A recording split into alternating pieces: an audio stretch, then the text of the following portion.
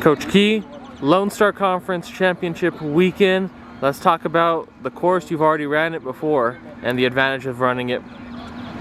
All right, so last time the women ran a 5K and men raced an 8K. This upcoming weekend, the guys are going to still continue to run the 8K, and the girls, though, they're going to be switching distance and they're going to be running a 6K. Super excited, to see what they can do on this course. We ran some pretty fast times last time. I don't think one extra kilometer is gonna hurt them or anything like that.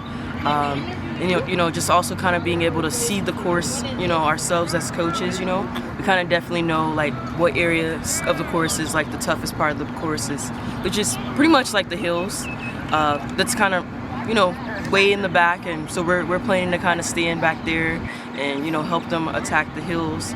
And I just hope it's a fast race, also considering the conditions this weekend. It's going to be a little bit raining, a little bit muddy, but we're just going to go out there and we're going to push through it. Let's talk about the team expectations. What are things you're looking for from your program? Yeah, so a few team expectations, just kind of starting off with the women, just because the women, they race first.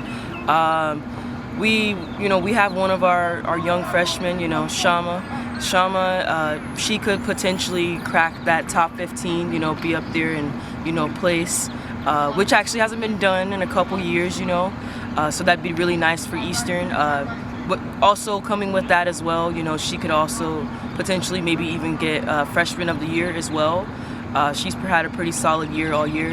And then just as a team, we've been training really hard on the women's side, and they've been looking in really great shape.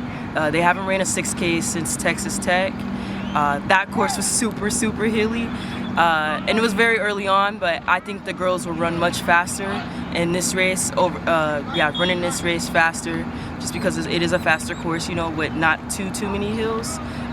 So, possibly expecting some PRs as well, and then the girls are also slowly closing the gaps week by week. Awesome. You want to talk about the men's team? Yeah, and so the men's team, that's another group of guys. Like, we had a lot of PRs last time. We had a lot of PRs the last time we were there at that course, So, I could see that, some of the guys are definitely gonna, drop time as well by 10 to 20 seconds as well.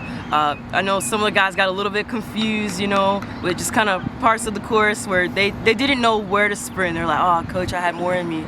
So, definitely looking forward to see, what time they can run this weekend, just with having more, familiarity, with the course.